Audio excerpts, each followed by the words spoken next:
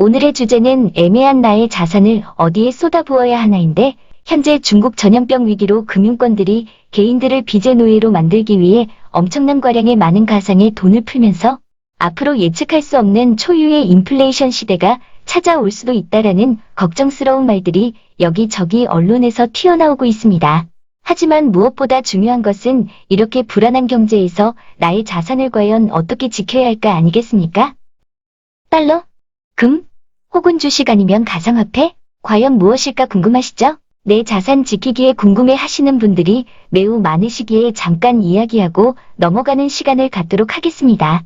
우선 인플레이션을 대비하는 방법에는 여러 가지가 있기는 하겠지만 가장 유명한 자산은 오랜 금융의 역사의 중심 가치인 바로 금이겠죠. 금은 다른 원자재들과 달리 화폐처럼 물물 교환의 개념을 가지고 있기에 현물들을 구매하기가 매우 쉽고 미국의 GLD 같은 ETF나 한국의 KRX 금 같은 상품으로 증권으로 나눠서 쉽게 구매도 가능한 매우 빠른 전략적 자산이라고 볼 수 있습니다. 그런데 이상하게도 이번 글로벌 인플레이션 기조에는 금의 가치가 오히려 횡보하거나 내리기만 하고 있습니다. 그렇다면 언론에서 외치는 인플레이션 기조는 모두 거짓말이었던 걸까요? 아니면 금을 대체하는 비트코인의 등장으로 인해 금이 본래 가치의 힘을 잃어버린 것일까요? 이 부분에 대해 일단 단호하게 말씀드리지만 설령 비트코인이 금을 대신할 가치가 충분히 있다 한들 금의 가치는 하락하지 않을 것입니다. 금은 실물 가치가 명확하지 않는 비트코인과는 다르게 실물 화폐 거래 용도나 안전자산 이외에도 중유자원의 용도로 사용되기 때문입니다. 특히 금은 4차 산업의 가장 중요한 양자 컴퓨터와 반도체, 우주로켓, 인공위성 등 다양하게 쓰이고 있는 반면 자원은 한정되어 있다 보니 시간이 지날수록 쓰임새는 많아지며 가치는 다시 올라갈 수밖에 없지만 이렇게 다양한 황금이 사람들 사이에서 가치가 퇴색되기 위해서는 금의 가격이 당분간은 비트코인보다 매력적이어서는 안 되는 것이겠죠. 그렇습니다.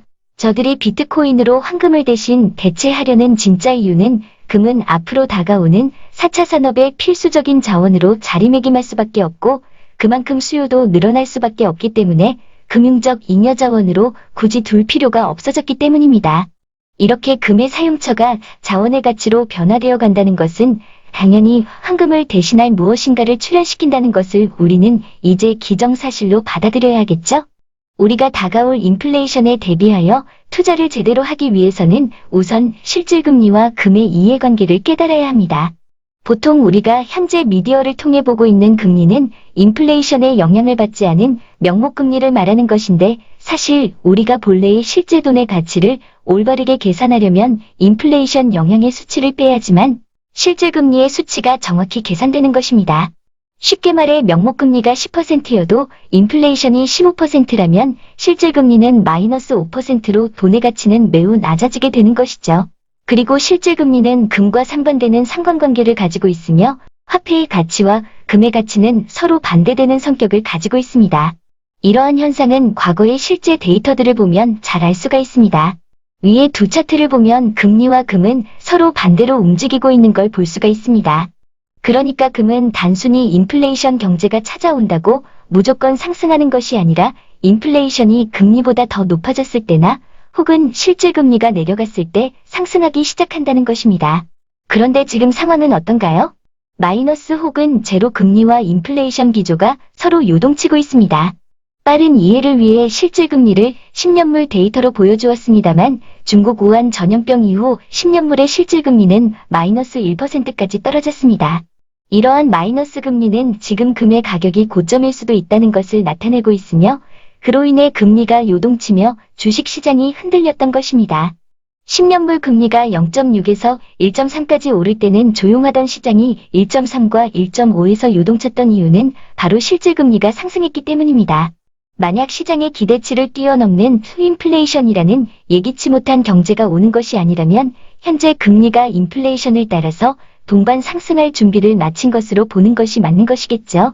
한마디로 인플레이션이 아무리 크게 오더라도 금리가 동시에 따라오른다면 금의 가격은 오르지 못하는 것이고 연준과 바이든 정부의 부양책을 통해 금리가 상승되려는 흐름이 과거 인플레이션과 많이 다른 현상이라고 보는 것이며 금리 상승의 기대 인플레이션으로 인해 금 가격이 오르지 못하고 주춤거리고 있었던 것입니다. 그래서 제가 커뮤니티 게시판에 이제 슬슬 금을 던져야 한다고 말했던 것인데, 만약 금이 앞으로 다가올 인플레이션을 대비하는데 적절한 자산이 아니라면 우리는 이 시점에서 무슨 자산들을 보유해야 할까요? 이게 오늘 방송의 핵심이겠죠? 일단 레이달리오의 올웨더 포트폴리오에서는 인플레이지 자산으로 금 7.5%와 원자재 7.5%를 안전하게 보유하라고 하는데, 개인적으로 지금이 원자재가 본격적으로 활약할 시간이라고 봅니다. 올해더 포트폴리오에서는 무엇보다 리스크 있는 투자 조언을 했을 경우 이미지에 손실이 올 수 있다는 점 때문에 애매모호하게 투자 전략을 짠 것일 뿐이며, 원자재는 인플레이션과 미국의 경제 부양책과 맞물려 상승하게 될 수밖에 없을 것으로 개인적으로 판단하고 있습니다.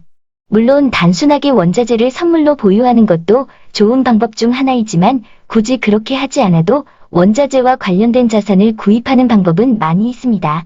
원자재 생산기업 주식을 보유해도 되며, 만약 구리와 철광석 등의 광물 가격이 오르기 시작한다면 광물을 옮기는 벌크선의 운임이 상승하기 때문에 해운주들도 일제히 동반 상승하기도 하며, 덩달아 농산물 가격도 오르기 때문에 비료회사 가격도 동시에 급등하기도 합니다.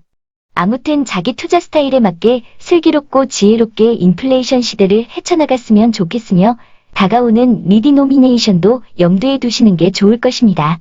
리디노미네이션은 화폐의 가치는 그대로 유지하면서 액면가를 같은 비율로 유지하며 화폐 가치를 끌어올리는 것이기 때문에, 연준은 리디노미네이션 정책을 통해 쇠락해져가는 경제에 본격적으로 불씨를 지필 것이라고 봅니다. 물론 완만한 화폐 개혁이 이루어질 때까지 연준의 저금리 기조 정책은 인플레이션의 제동에 맞춰 함께 움직일 것입니다.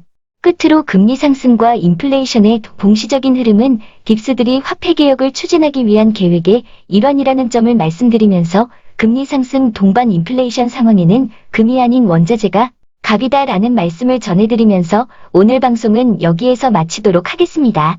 감사합니다.